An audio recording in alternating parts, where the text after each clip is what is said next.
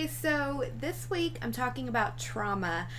I've been working with trauma for a really long time, and it's something that I think a lot of people deal with. I think more people deal with trauma than they actually want to admit, and I'm going to touch on that in this video. But this is sort of me explaining trauma, an overview of trauma. This is by no means an encompassing discussion on trauma because it's a very complex issue, but I want just, people to know that if you've experienced something bad and if you've been through something really bad, that there is hope, there is a way to get better, and hopefully you'll learn a little bit about trauma today and on some ways that you can feel better. Hope you enjoy.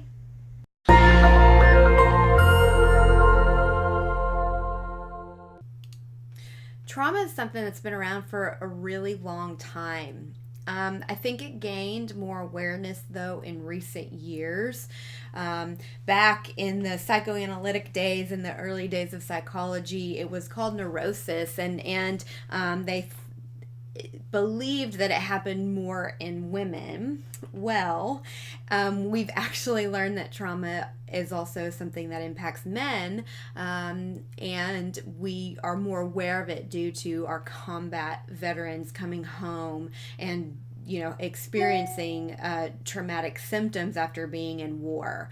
But what we do know about trauma is that it is something that anyone can experience. It does not discriminate. And it's because trauma is an event. It's a traumatic experience that is so scary and shocking that you fear your body, your life, or the life of a loved one is in really serious danger, if not death. It makes you feel out of control because there really isn't much you can do to stop the event from happening. So trauma is a violent act. It also is witnessing a traumatic act. So it doesn't have to happen to you. It's something that you can see happen. For example, combat. Trauma is also abuse. A traumatic experience can even be a sudden loss or a death. There is such a thing as traumatic grief. Children that experience neglect, abuse, they also experience trauma. And like I mentioned, witnessing a crime or being a victim of a crime is also considered a traumatic experience.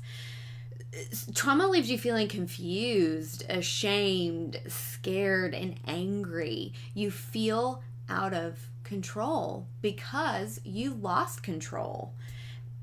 It's so scary because you feel there's nothing you can do about this horrible thing that you saw or heard, and maybe you feel a little bit responsible for what happened.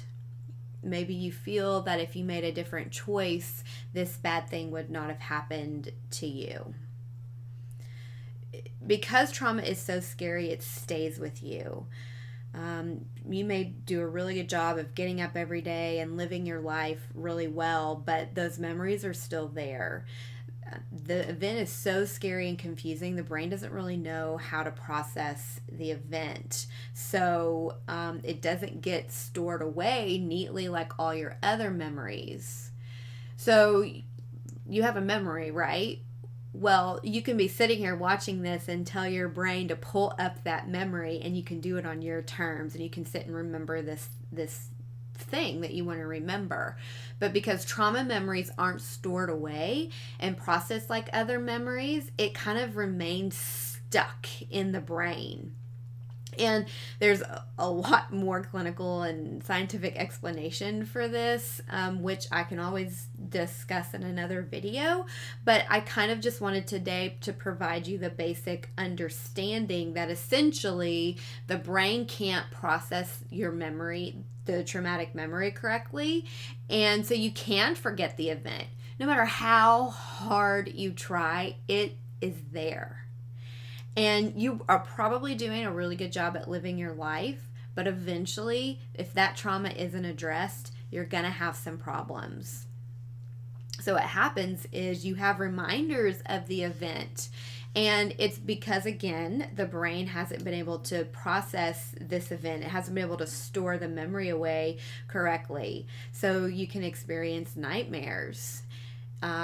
You can recall the memory even when you don't want to.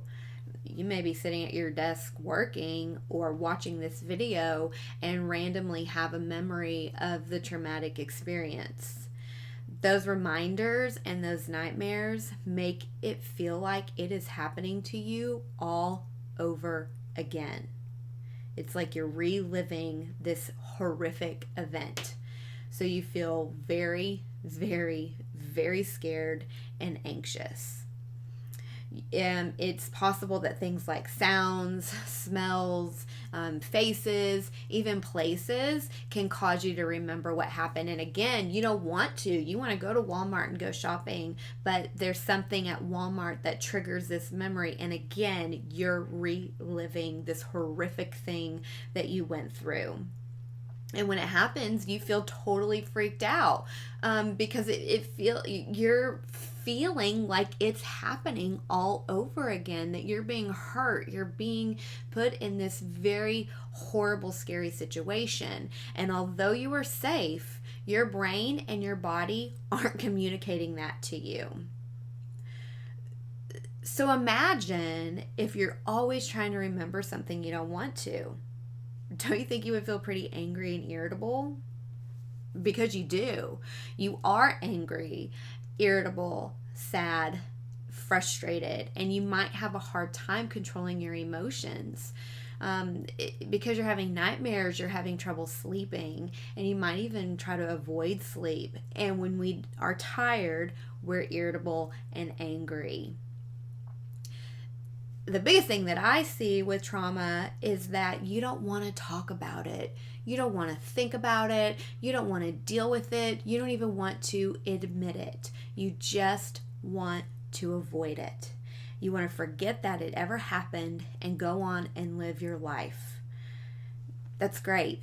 But the problem is that trauma won't allow you to do that. Trauma is treatable though, thank goodness, and you can live a happy, successful life despite the bad thing or bad things that have happened to you before. You can be free from the feelings and the upset that this traumatic experience causes. You can learn how to sleep without nightmares, and you can learn to stop avoiding people, places, and things. Is it easy? No way, but it can be done. There are several different treatments for trauma, but the common feature is that in order to heal, you have to talk about what happened. So don't freak out yet, okay? So before you can do that, you're going to learn about coping skills and you're going to learn how to relax. So when you do start to recall the trauma, you know that you're going to be okay. The point of remembering the trauma is to allow the brain the opportunity to properly process the traumatic memory so that you have less reminders of what happened. So when the brain can kind of file it away like it's supposed to, it's not just there floating around in your brain. You're never going to feel great about what happened. You're never going to feel good about the trauma because it is a trauma and it is a scary, horrific thing. It's not something that you're going to be like, woohoo, this is great. But you can learn to control the memory so that you can live happy, you can play, you can love, and you can have fun without memories popping up and ruining your good time. So today I have not one, but I have 2 wellness tips for you. The first is I want to just encourage you to ask for help. It is really scary to think about facing your trauma, but you don't have to do it alone. Asking for help is going to hook you up with a person that will help you learn how to feel safe and deal with those emotions related to the traumatic experience. Hopefully, you'll start to feel safe enough with the person to talk to them about the trauma so that you can truly move forward in your life. Asking for help is going to help you feel free from these memories and nightmares and emotions that you're trying to stuff away. The second wellness tip is to relax. And again, this is really hard to do for anybody, but it is hard for people with trauma. It may be hard for you to relax because when you remember, it's sending that message to the brain, hey, I'm not safe, I'm not okay. When you can start to relax, though, it's going to start to send that message that, hey, I'm okay and I'm safe. So when you start feeling anxious and you start feeling worried, you're starting to feel like you're back in that scary situation, try taking 5 deep breaths. And I mean a really deep breath. I mean, breathe in through your nose and count to 5, and then breathe out with your mouth and blow it out and count to 5. Look at your surroundings. Remember where you are in the moment. If you're in Walmart, bring your eyes to the aisle and see what are the things that you see in the aisle. What are the sounds that you hear overhead? That's going to bring you back into that moment and remind yourself that you're safe, in control, and relaxed in that moment. So I hope you've enjoyed this brief overview of trauma today. Next week, I'm actually going to share some relaxation practices with you to help you learn how to relax and stay in the moment. And that's going to be for anybody, really, because we all need to learn to relax a little bit. So if you have any questions or comments on this video, you can do so below. You feel free to email me. I'm going to have my email address for you here.